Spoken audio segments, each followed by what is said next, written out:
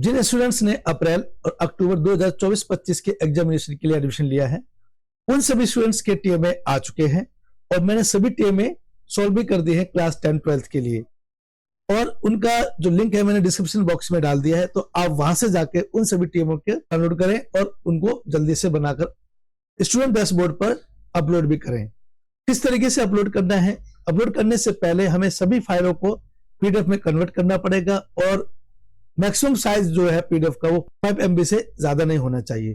तो इसका विशेष ध्यान रखेंगे, तभी वो अपलोड हो पाएगा, वरना वो अपलोड नहीं हो पाएगा। और किस तरीके से हम उसको पीडीएफ में कन्वर्ट करेंगे, किस तरीके से हमें अपलोड करना है, इन सभी वीडियो का जो लिंक भी मैंने डिस्क्रिप्शन बॉक्स में डाल दिया है, तो आप वहां से उसको अच्छे से देख लें, उसके बाद ही हम उसको अपलोड करें, वरना कई प्रॉब्लम्स आएंगी, अपलोड नहीं होगा। तो आप इन वीडियो को अच्छे से देख लें, किसी भी वीडियो को स्किप ना करें, पूरा देखें। अपने जो टीएमए है उनको डैशबोर्ड पे अपलोड करना है। टीएमए अपलोड करने के बाद अब बहुत से स्टूडेंट्स का मेरे पास मैसेज आ रहा है, कमेंट्स आ रहे हैं कि सर हमारे एग्जाम का जो टाइम है बहुत नजदीक आ गया है, अप्रैल में एग्जाम है और हमने कुछ तैयारी नहीं की है, तो कुछ मोस्ट इंपोर्टेंट क्वेश्चन आंसर हमें भेजें जिससे कि हम उनकी तैयारी कर सकें। तो मैं आपको एक बात बता दूं कि मैं ऑलरेडी पहले ही एक वीडियो डाल चुका हूं एसएसटी का क्लास 10th का पार्ट 1, जो कि बहुत इंपोर्टेंट क्वेश्चन आंसर है 2 मार्क्स वाले। और आज का जो वीडियो है वो भी बहुत खास है सभी स्टूडेंट्स के लिए जो कि क्लास 10th के हैं।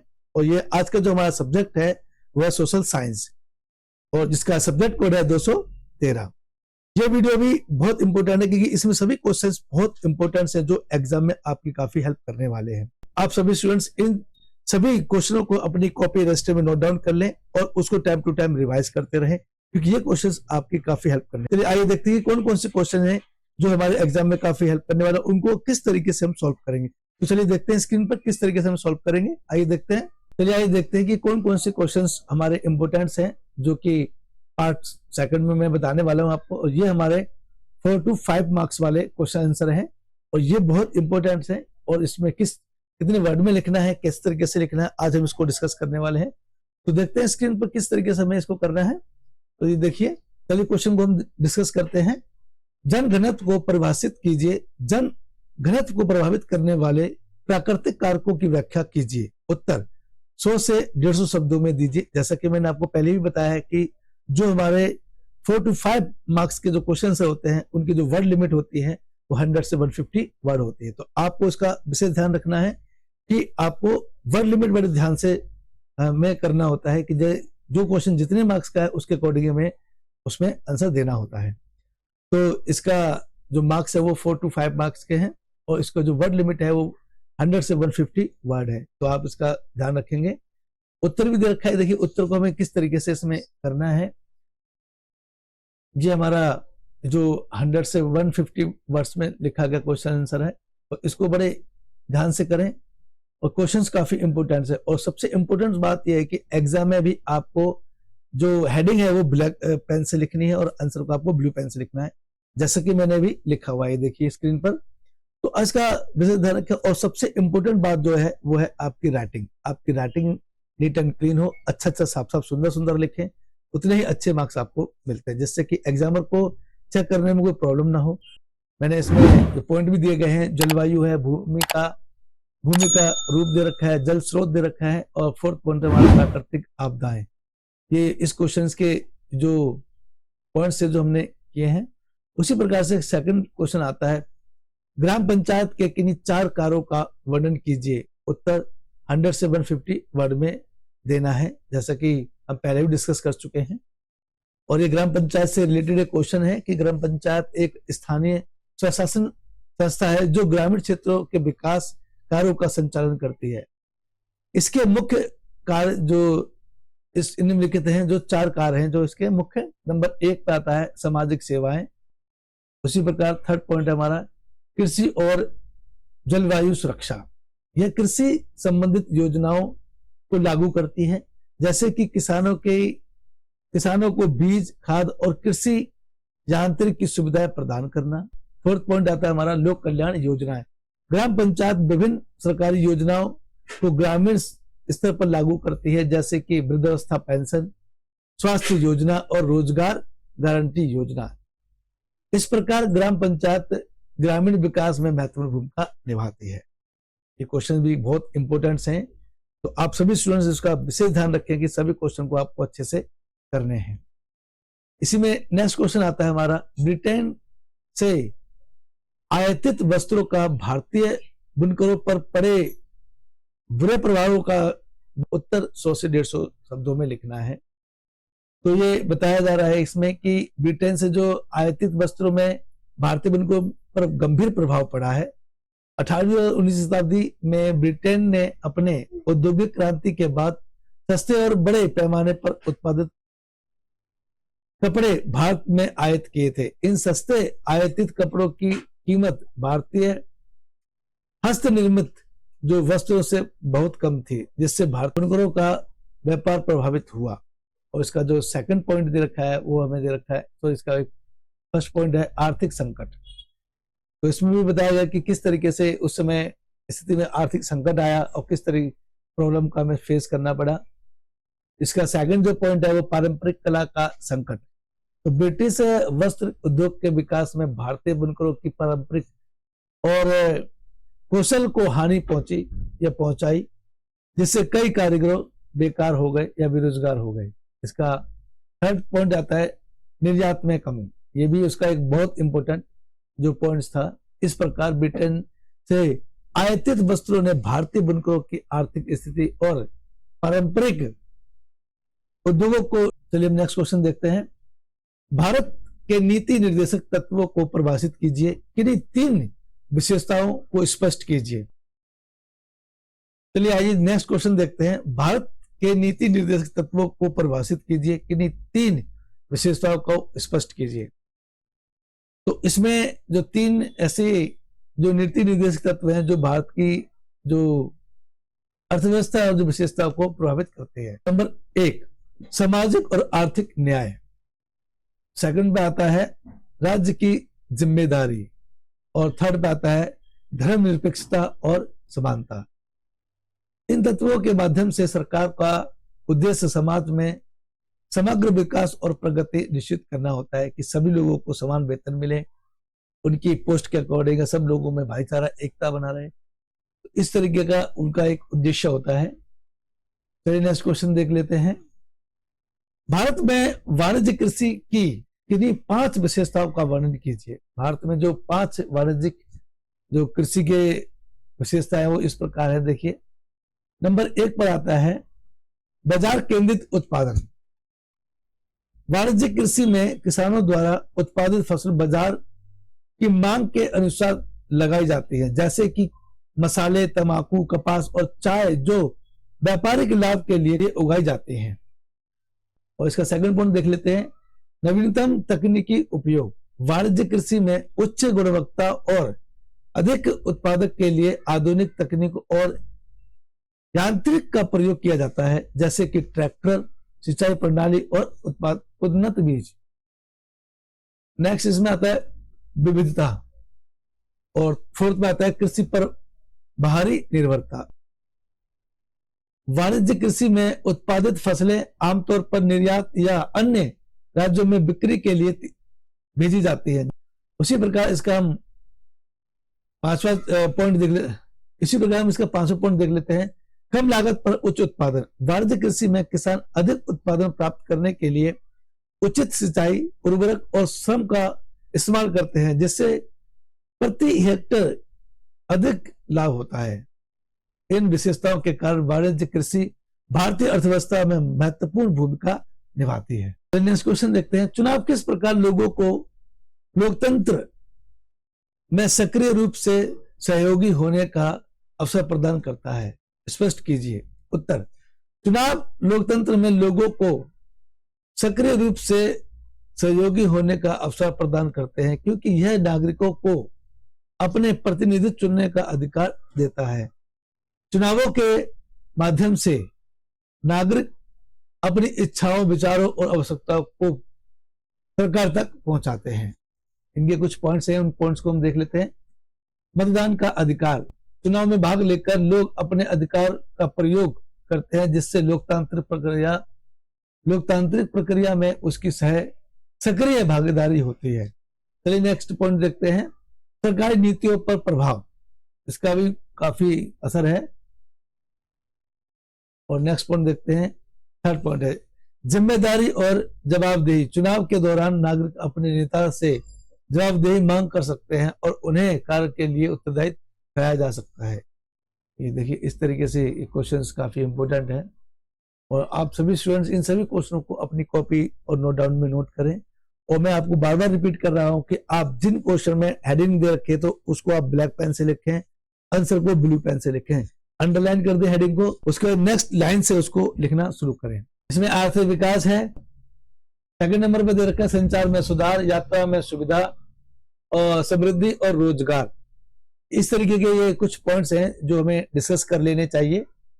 और उसके बाद रखा है लोकतांत्रिक देश में सरकार द्वारा गठन और संचालन के लिए राजनीतिक दलों को आवश्यक घटक के रूप में माना जाता है, कथन की पुष्टि कीजिए। तो ये क्वेश्चन भी काफी इंपोर्टेंट है, इसको आप विशेष ध्यान रखें। लोकतंत्र देश में सरकार का गठन और संचालन राजनीतिक दलों के बिना संभव नहीं होता है, इन दोनों दलों का होना जरूरी है। आइए नेक्स्ट क्वेश्चन देखते हैं। भारत में अंग्रेजों द्वारा स्थापित रेलवे नेटवर्क के निर्माण में होने वाले किन्हीं 4 लाभों का वर्णन कीजिए।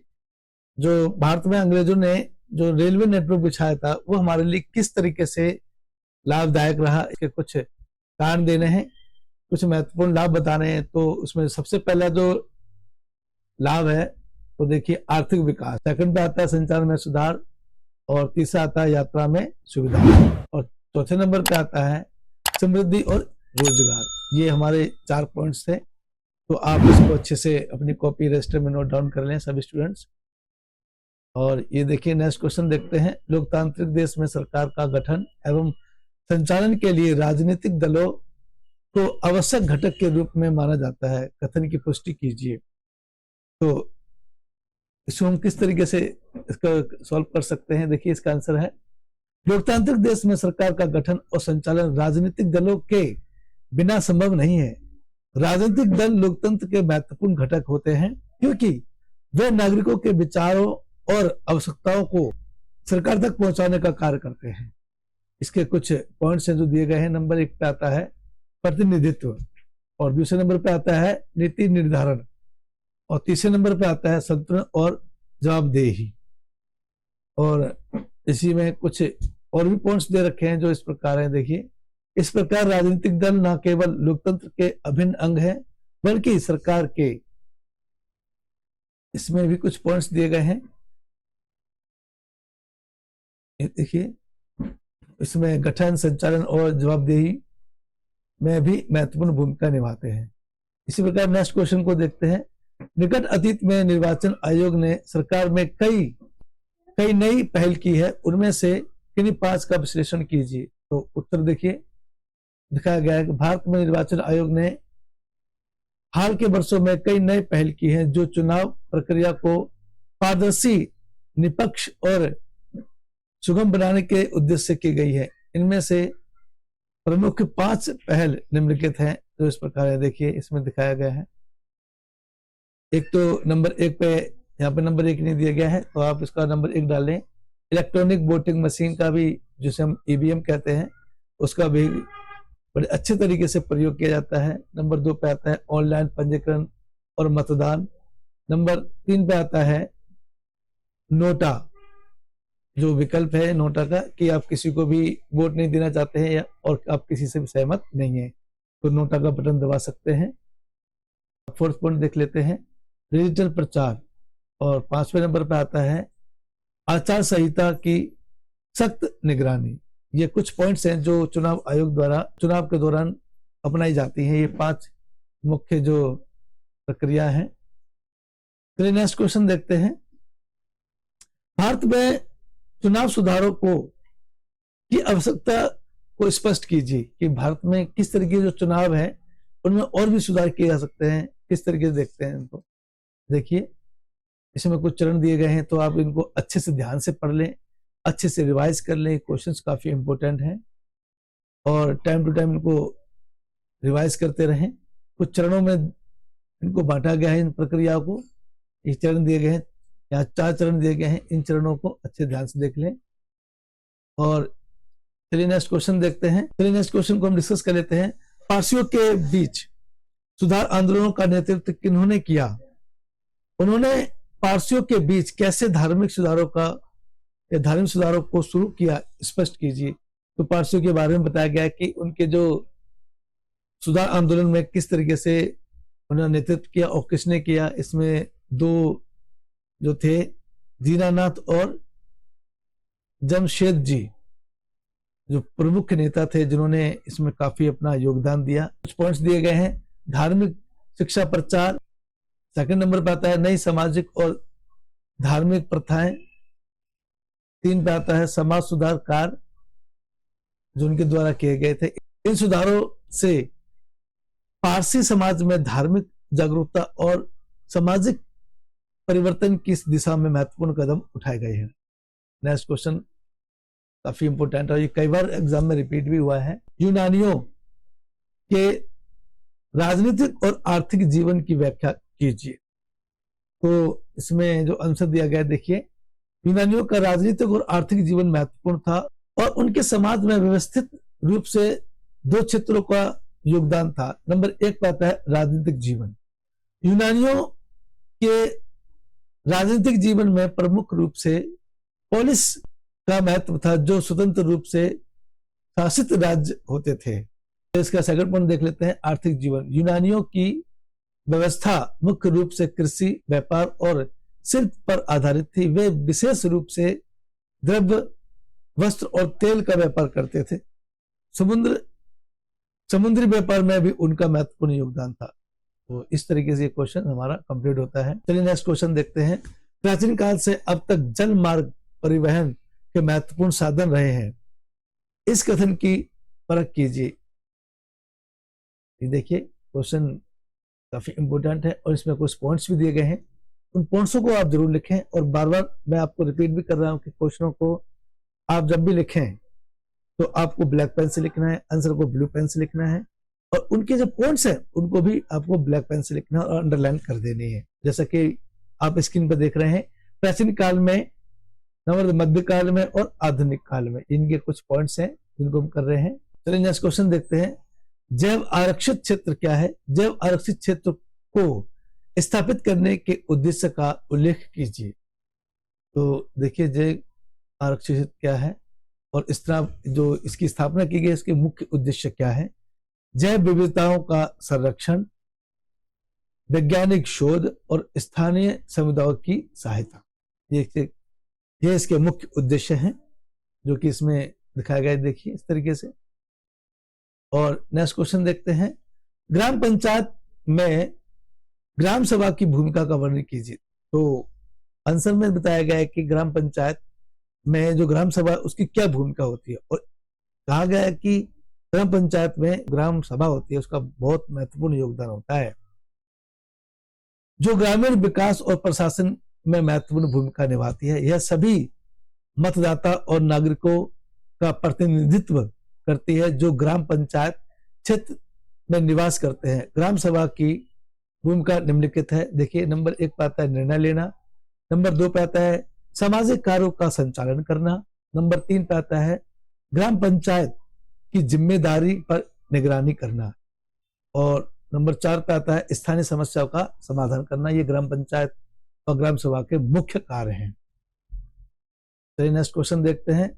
1947 में भारत में विभाजन के उत्तरदायित्व किन्हीं 5 कारकों का वर्णन कीजिए। 1947 में जब भारत का विभाजन हुआ, वो कौन से 5 कारक थे जिससे भारत का विभाजन हुआ? नंबर 1 पे आता है धार्मिक विभिन्नताएं, नंबर 2 पे ब्रिटिश नीति, नंबर 3 पे आता है मुस्लिम लीग की मांग, नंबर 4 पे आता है कांग्रेस का नकारात्मक दृष्टिकोण, आंदोलन और सहमति। ये हमारे 5 ऐसे कारक हैं जो भारत के विभाजन के लिए उत्तरदायित्व है। तो नेक्स्ट क्वेश्चन देखते हैं। भारतीय संसद के कार्यों का वर्णन कीजिए। तो भारत के संसद है उनके क्या कार्य होते हैं, तो उसके कार्यों को किस तरीके से आप एक्सप्लेन करेंगे। देखिए दिखाया गया है आपको, उस तरीके से आपको अपने एक्सप्लेन करना और कॉपी में नोट डाउन कर लेना है। नंबर 1 पे आता है कानून बनाना, नंबर 2 पे है सरकारी नीतियों की समीक्षा करना। ये पॉइंट्स पढ़ रहा हूं, उन पॉइंट्स को आप एक्सप्लेन कर लें। और वित्तीय नियंत्रण करना, सामाजिक सुरक्षा, और नंबर 5 पे आता है रिप्रेजेंटेशन। ये चलिए आइए नेक्स्ट क्वेश्चन देखते हैं। सामाजिक सुधार आंदोलन से पहले भारत में महिलाओं की स्थिति को स्पष्ट कीजिए। जब समाज सुधार जो हुए उससे पहले भारतीय समाज में महिलाओं की क्या स्थिति थी, इसके बारे में बताया गया है। देखिए, शिक्षा का अभाव था, बाल विवाह था, और स्त्री शोषण था, और सती प्रथा। ये इस तरीके की जो हमारी कुर्तियां थी, जो बुराइयां थी हमारे समाज में पनप रही थी। उसके बाद बहुत से जो नेता थे, राजा राम मोहन राय, स्वामी विवेकानंद, इन्होंने इन बुराइयों को खत्म करने के लिए अपना बहुत बड़ा योगदान दिया। और इस तरीके से हमारे सभी क्वेश्चंस कंप्लीट हो गए हैं। आप सभी स्टूडेंट्स इन सभी क्वेश्चनों को अपनी कॉपी या रजिस्टर में नोट डाउन कर लें और टाइम टू टाइम रिवाइज करते रहें। और ये क्वेश्चन आपके एग्जाम में काफी हेल्प करने वाले हैं। अगर आपको ये मेरा वीडियो अच्छा लगा हो तो आप इसको लाइक, सब्सक्राइब, शेयर करें और बेल आइकन पर क्लिक करें, जिससे कि आपको मोस्ट इंपोर्टेंट वीडियो का नोटिफिकेशन सबसे पहले मिल सके। अपने दोस्तों को भी शेयर करें, जिससे भी उनको भी इसका लाभ मिल सके। तो जल्दी ही मिलते हैं अपने नेक्स्ट वीडियो के साथ। तब तक के लिए टेक केयर, बाय बाय, जय भारत, जय हिंद।